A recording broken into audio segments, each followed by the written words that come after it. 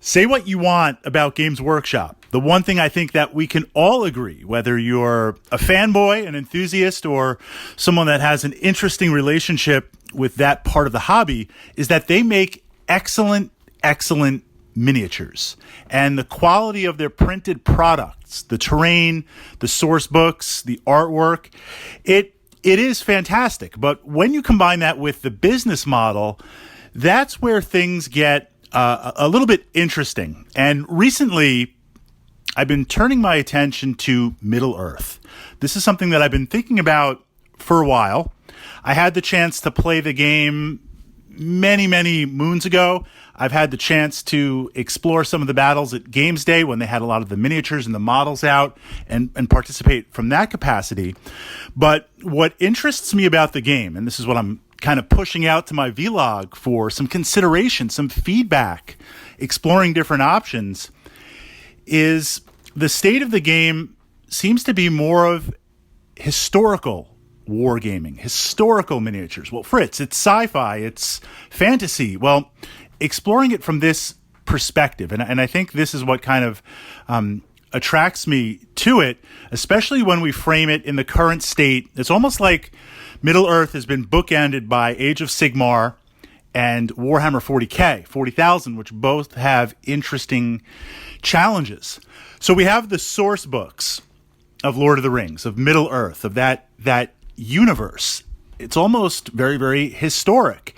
And my understanding of the game is that while you can go head-to-head and have some interesting battles, it's a lot like historical wargaming, miniature wargaming, in that you are recreating something from the books. You are recreating something from the movies and seeing if there can be a similar outcome or achieving the same ends with a different strategy.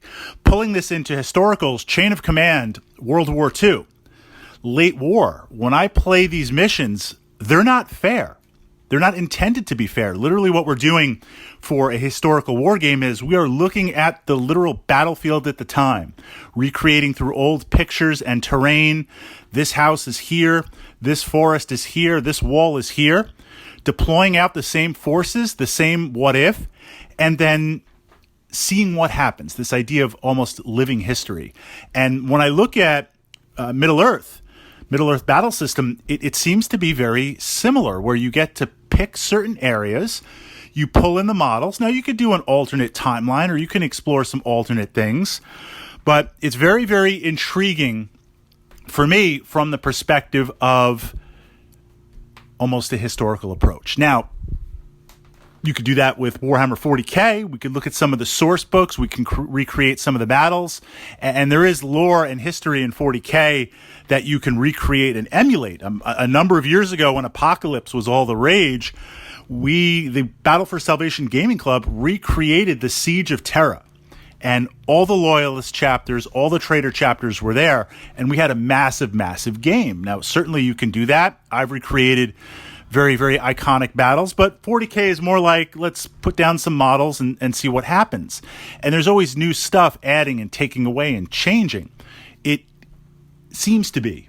It's getting harder to stay on top of it and to catch up. But Ninth is still very new, right? We need at least 6 to 8 months to get that first cycle of Codex, get Marines out of the way.